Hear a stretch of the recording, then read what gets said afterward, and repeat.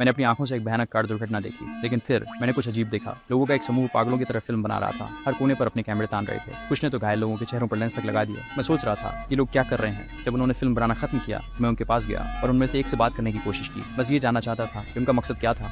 पता चला कि टेलीविजन स्टेशनों को ब्रेकिंग न्यूज फुटेज बेचकर पैसे कमाते हैं। मैंने पूछा कि इस तरह के फुटेज की कितनी कीमत होती है, लेकिन उस आदमी ने मुझे टाल दिया, कुछ नहीं बताया। लेकिन उनकी वैन में मौजूद महंगे उपकरणों को देखकर मैं समझ गया कि वे अच्छी खासी कमाई कर रहे थे। मैंने उनसे कहा कि मैं भी इसमें शामिल होना चाहता हूँ, लेकिन उन्होंने मुझे साफ मना कर दिया। उन्हें लगा कि कोई अजनबी उनके समय के लायक नहीं है, लेकिन मैंने हार नहीं मानी। मैं हारने वाले की तरह जीने से तंग आ चुका था।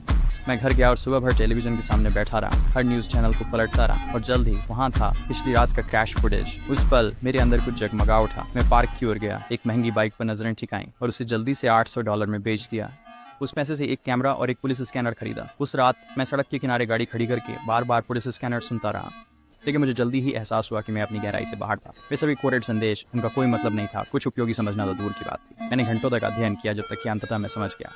5 किलोमीटर दूर एक लड़ाई हो रही थी। मैं उत्साहित हो गया और तेजी से वहां पहुंचा, लेकिन जब तक मैं पहुंचा, पुलिस ने पहले ही क्षेत्र को सील कर दिया था और बाकी लोग तो आए ही नहीं। मैंने ज्यादा नहीं सोचा और फिल्म बनाना शुरू कर दिया। तुम क्या कर रहे हो? टीवी के लिए फिल्मिंग। नहीं, पीछे हटो, दूर चले जाओ या अवरोध के लिए गिरफ्तार हो जाओ। हाँ अधिकारी, मैं अगले दृश्य की ओर दौड़ा, लेकिन उस रात मुझे केवल बेकार फुटेज मिला और पुलिस मुझे बार बार भगा रही थी। जब तक मैं एक गैस स्टेशन पर नहीं रुका और अचानक रेडियो पर एक गोलीबारी का जिक्र हुआ, मुझे तुरंत पता चल गया ये बड़ी खबर है। मैंने तेजी से गाड़ी चलाई और स्थान पर पहुंचा, लेकिन फिर वही कहानी। पुलिस और एम्बुलेंस पहले से ही वहां थी और इस बार पूरी टीम आ गई थी। मुझे पता था कि मैं फिर से फंस गया हूँ, तो मैंने पूरी कोशिश की। मैं आवाज करने टीम के पास से चुपके से निकल गया, घायल व्यक्ति के पास पहुंचा और उसके खून से सने चेहरे की फिल्म बनाई, लेकिन पुलिस ने मुझे फिर से पकड़ लिया और बाहर निकाल दिया। इस बार मैंने दूसरों को भी मुसीबत में डाल दिया। उनमें से एक ने मुझे वहीं पर गाली दी, लेकिन चूंकि उनके पास पर्याप्त फुटेज था, उन्होंने इसे आगे नहीं बढ़ाया। जब उन्होंने टेलीविजन स्टेशन को फोन किया तो मैं उनके पीछे गया। उन्होंने वीडियो को $300 में बेचा।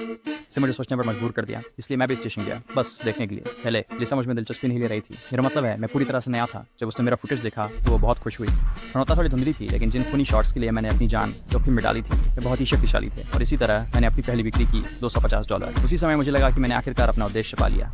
अगले दिन मैं टेलीविजन के सामने बैठा और देखा कि मेरी फुटेज समाचार में दिखाई जा रही थी। पहली बार मुझे लगा कि मैंने वास्तव में कुछ किया है। उस रात के बाद मैं ऑनलाइन गया और हर एक पुलिस कोर्ट को बार बार याद किया, ताकि अगली बार मैं तेजी से प्रतिक्रिया कर सकूं। लेकिन मुझे यह भी पता था कि मैं यह अकेले नहीं कर सकता, मुझे एक साथी की जरूरत थी। मैंने एक बेघर आदमी का इंटरव्यू लिया और उसे $30 प्रति रात पर काम पर रख लिया। उसे बार बार कोड सिखाए।